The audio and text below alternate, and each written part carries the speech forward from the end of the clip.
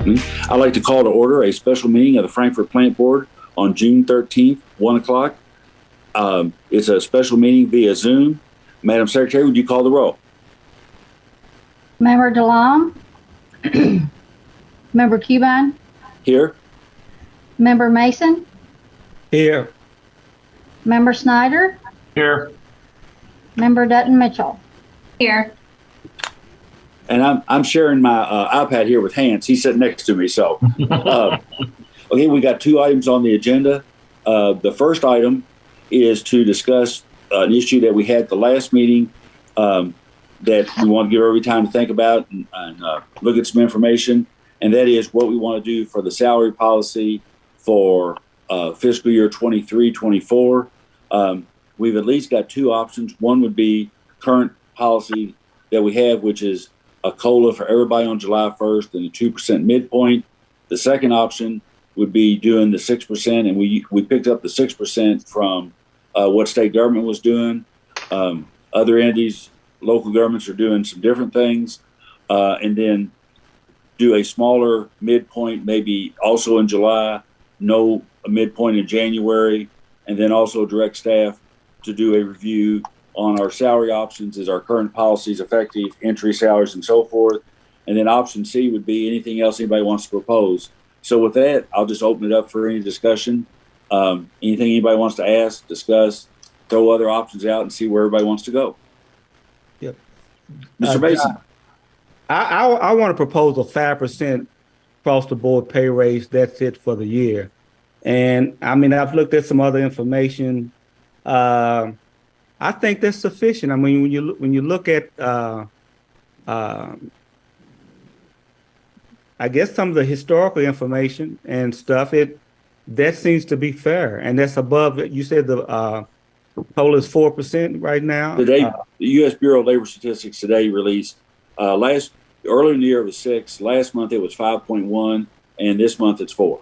Yeah, so I think 5% would be fair, and I think that's without a midpoint, nothing at midpoint, because I think that's something that needs to be discussed later. Okay, we have Steve's perspective. John, Catherine, Jason. John, if you don't mind, I've looked over some of this information that we've gotten about current raises. We have been, we went with a big 8% COLA last year. It was necessary because of the price increases. Understood. I tend to agree with what Steve said. I really think once this budget session's over, when the next fiscal year kicks in, we need to look at why we're doing the 2 and 2 midpoint, why we're doing the below midpoint. And if we're offering a COLA that's above that and is greater than that, I just don't see where we're, it's not going to have as great an effect. I'm also concerned about us doing the below midpoint and then readjusting our salary schedules every 2 years and making it a hill we'll never be able to push the ball up. So I agree with Steve. I'm comfortable with 5%, and I'm comfortable with not doing the below midpoint adjustments for this year, and then doing an evaluation of that whole process and what we need to do about it in the future. Okay, Catherine, Jason. I'll jump in. Is Nichelle on? Is she with us? Yes, ma'am. I'm here. Can you, because if you sent it, I haven't seen it, and that would just be my fault. But I had wondered what the recommendation had been in that previous study. Can you tell us in a nutshell? As far as what the recommendation is for this budget year? No. You referenced a previous study that we didn't even go along with that recommendation. I think it was it 2014? Yes, and ma'am. I asked for that study. Again, if you sent it, I haven't seen it. So can you tell me what that recommendation was? At the time, just based on my recollection, it was to bring employees up to market. And like you said, that was back in 2014. And the board at that time did not want to spend that money to bring everyone up to market. So like I had mentioned in the email I sent, the board asked staff to work with the consultant, and that is how the 2 and 2. So there would be some type of movement towards the market, but just not bring everyone up at one time. Okay. Another point that had been made was that there are other utilities that use the 2 and 2, but it seemed to me like because they didn't have the initial waiting period, that they got to midpoint maybe a year and a half to 2 years quicker than our employees if they got the 2 and, if they consistently got the 2 and 2. And am I correct that the reason our people would take longer is because they're not allowed to even participate in the 2 and 2 until they've been with us for a year and a half? Is that right? No, when I didn't mention, or I'm sorry if you misunderstood, other utilities do not use the 2 and 2. I was just stating that from our consultant, he stated that other agencies are intentional about increases within 5 years. As far as why it takes us so long, is part of it is we move our scale every other year, as well as our starting points, our starting minimum. Okay, so where did I get the fact that they're not eligible for the 2 and 2 until they've been with us for over a year? Now that is correct, because they're in their probationary period, so they're not eligible until they have completed their probationary period. And that's a year, is that correct? Yeah, that's 6 months. Oh. So their introductory period is 6 months, and once they have completed that, we have to have had a performance appraisal, and so we don't do a 6-month performance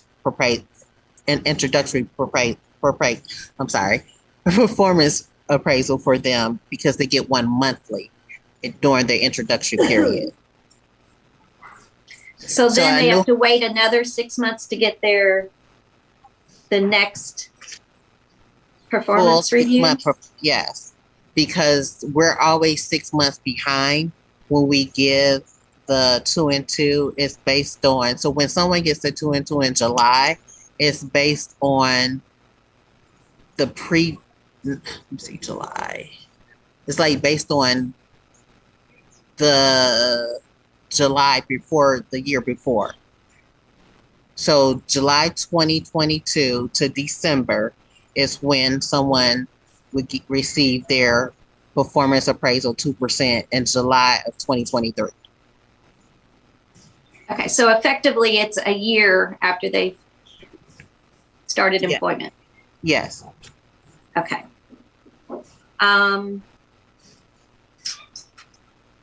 Okay. Well, just for future reference, if we're going to be looking at, revising this policy, I would look at that as a problem, and maybe to revise it if we're not getting our employees up to midpoint as quickly.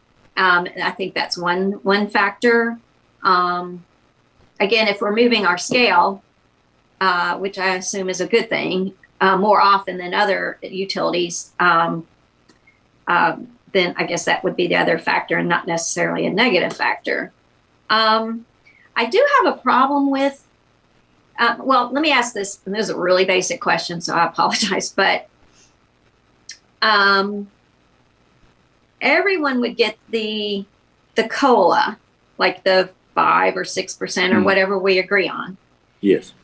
But if we stuck with our 2 and 2 policy, then folks below midpoint would also get the 2 and 2, correct?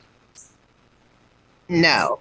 Our original policy is employees below the midpoint only receive the 2% every 6 months. And then individuals or employees above midpoint are the ones that will receive the COLA. So come July 1st of 2023, if we were following policy, only below midpoint would just only get the 2%. But with the inflation, the past couple of years, the board has made the decision to give the cost of living across the board to all employees.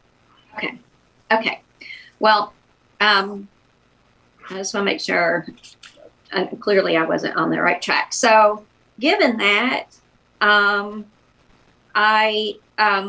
like Steve's proposal. What I didn't want to do, and I'm not saying we've ever done this, but I just wanted to make sure that we don't hire someone and tell them, here's our policy, even though we do have the proviso that says, of course, the board can approve or disapprove. But I would hate to hire an employee,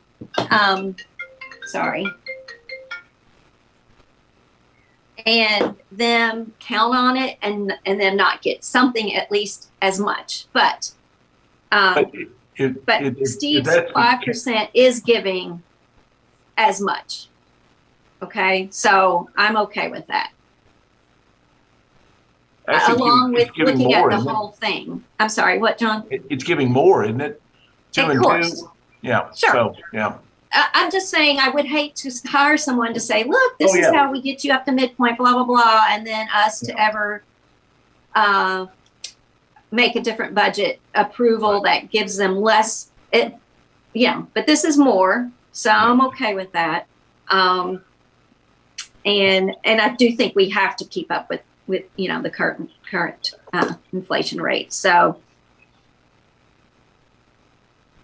Jason? Yep. Stephen, Catherine, and John, I think you're all beating around the bush on it. I'm right in line with all of them on that. Okay, so if everybody's okay, Steve, if you want to, and I guess the motion ought to be for the raise and also to suspend the midpoint policy for this budget period, right? Hans sitting right here next to me. I'm looking to him for legal direction. I think that's what I took from the conversation. I was trying to listen to everybody's comments. I think.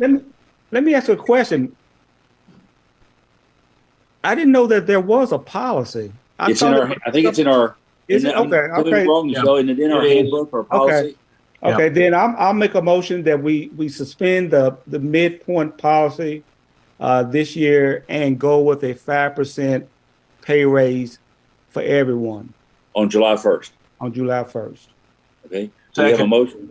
We have a motion and a second. Do we have any further discussion? If not, all those in favor say aye. Aye. Those opposed? Motion's adopted. Next item, and also the last item, is Mr. Snyder. Mr. Chairman, I request make a motion. We go into closed session pursuant to KRS 61A10(1)C, discuss pending or proposed litigation regarding a PSC matter.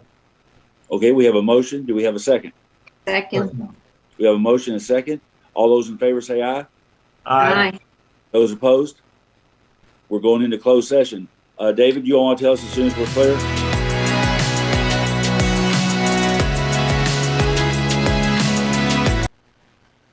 I don't need a motion to come out of closed session. So moved. Do we have a second? Second. We have a motion and second. All those in favor of coming out of closed session, say aye. Aye. Those opposed? Mr. Snyder? Mr. Chairman, I would make a motion that we direct staff to proceed as directed by staff or by the board regarding the PSC matter in the closed session. We have a motion. Do we have a second? Second. We have a motion and second. All those in favor of the motion, say aye. Aye. Those opposed? Motion's adopted. Do we have a motion to adjourn? So moved. So moved. Do we have a second? Second.